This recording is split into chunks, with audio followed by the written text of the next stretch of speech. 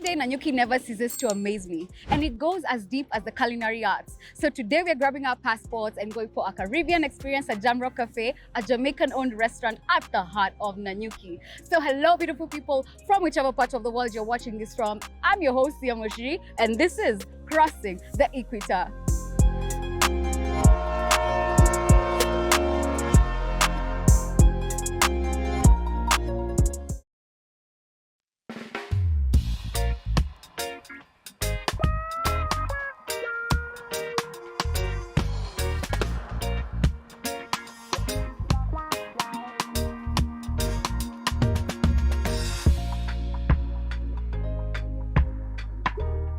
What drew you to set up Jamrock Cafe in Nanyuki?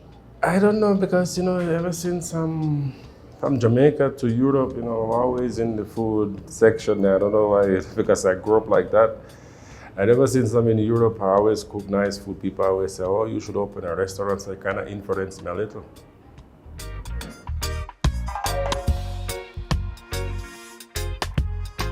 Not any other place but in Nanyuki. Not because my wife is a Kenyan and she lives here in Nanyuki. So that gives me a reason to, I don't know where else we could do it. Because I guess I have to stay close to my wife, eh? It's normal, eh? What do folks in Nanyuki think about Jamaican food? A lot of people really enjoy it because I got a lot of regular people, a lot of regular Kenyans who come and support this stuff. That's what keeps it going. Because I don't really, at first when I opened this place, I wasn't really thinking about foreigners because I'm in Kenya. I'm thinking about Kenyans. So I never really, and I get more support from Kenyans. Just now and then a white man or some Europeans will come in, but I get most of my support from Kenyans. And I really appreciate it. Did you envision being a chef, or who influenced you? Not really, I never really thinking of being a chef or those things, but sometimes things happen in your life, you never really dream about it, and you never really consider it, but it just happened. Because as I said, when I was in Europe, I always cook food and people always say, "Oh, it's good, you should try open a restaurant." But in Europe, it's totally opposite than in Africa, and as they say, third world.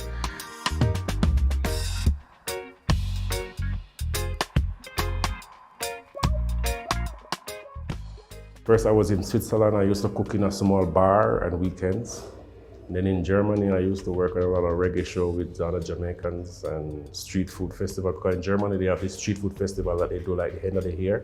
You have different nationalities making different kind of food. And it was really, really amazing. I would really like to see something like this in Nanyuki, where you have different Africans, different cultural, food, and you know what I mean? People can experience different culture.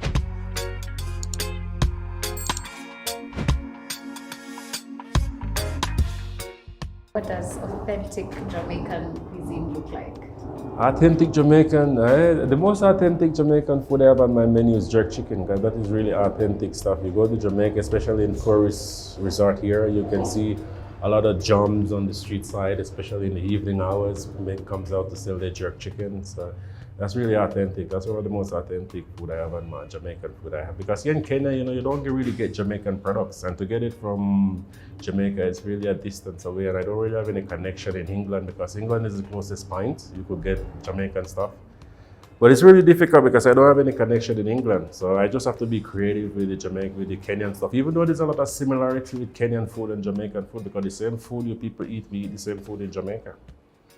And many things I see here, it really surprise me, because we have the same stuff in Jamaica.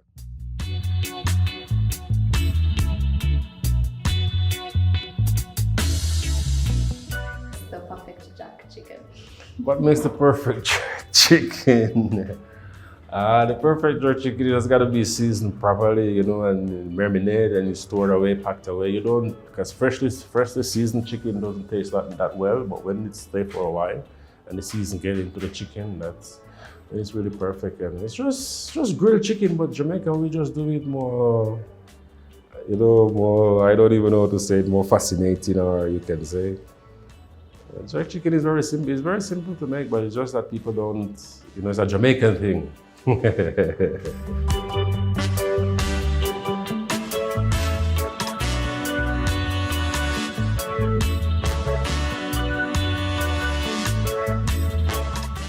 noticed that your restaurant is covered with Rastafarian or Jamaican references.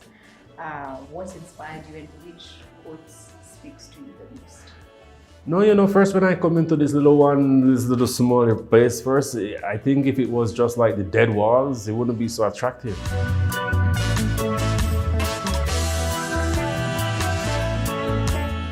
That's what kind of influenced me. I just go Google some stuff, and I'm surprised what really comes out, especially all these Bob Marley, all these nice, these motivational speech from Bob Marley. It was really surprising. It's not that I really want to put Rasta, but it's like, Rasta stand up for Africa. So I'm in Africa, I got to present Rasta. You understand what I mean? Because I'm a Rasta, and it's not that I'm really choose Jamaican Rasta, because you have a lot of Africans also on the wall.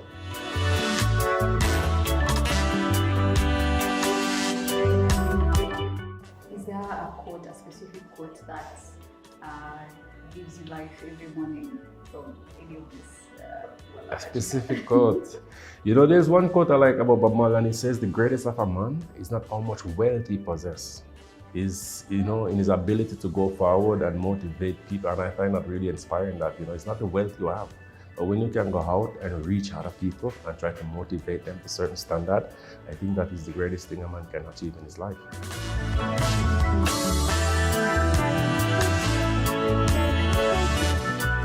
What challenges have you faced running a restaurant, a Jamaican restaurant in a small town?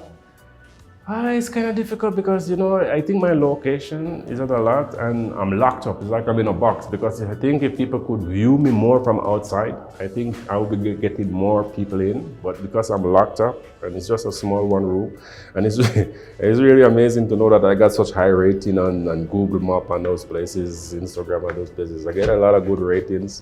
Even in some of the big restaurants in town, I'm more rated than them. Right? So I think it's something, it's not really feel that bad that I'm in a small town or anything, because it depends on what you're bringing to the table. I know people enjoy it.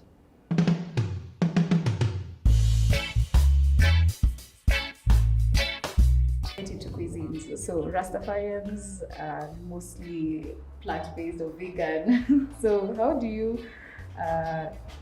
incorporate that in the Jamrock menu? No, we have vegetarian food, but Kenyans, they mostly like the chicken and the fish and stuff like that. They don't really go for vegetarian meal, but there's a lot of nice vegetarian meals on the menu. Because even this, you have these French beans. I do with carrots in coconut mustard. It's really, the first time I did this stuff here, there's a guy, I get some people from Nairobi and they were here, and I just put it just as a little salad on the side.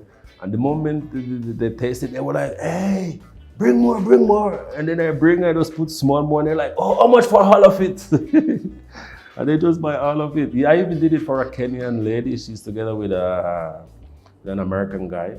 And I did it on the anniversary, the wedding anniversary, and they really like it. Even they come and they say they would like me to do it again, because I think they have the anniversary coming up in this month also, and they would like me to do it again. So there's a lot of nice Jamaican vegetarian meat, but because first I would really like to do a vegetarian restaurant myself, because me myself, I don't eat meat and those stuff, so I would really like to do it. But doing a vegetarian restaurant in Kenya, and not even Kenya, in Africa, is very, very difficult. Very difficult. Somebody would like to come to Jamrock Cafe. What is the order process, or do you guys do the deliveries? Do you do catering? Yeah, we do delivery, but I don't really have a personal delivery person. But there's a lot of butter guys around. You can always go out, especially the park around the building here. You can always get a guy to make a delivery for you. And sometimes people call in and, like groups, because I get a lot of groups here, like 14. Even the last time I get a group from Europe, there were like 17 people from Denmark. They came for lunch. But it's like they make an advance call, like the day before. Because when you get big order like that, you can't just do it just immediately. So it's good when you get noticed like a day before, so that you got to do your preparation as you come in the morning and get it together. So what's the wait time for if I order food, maybe right now, what's like the wait time?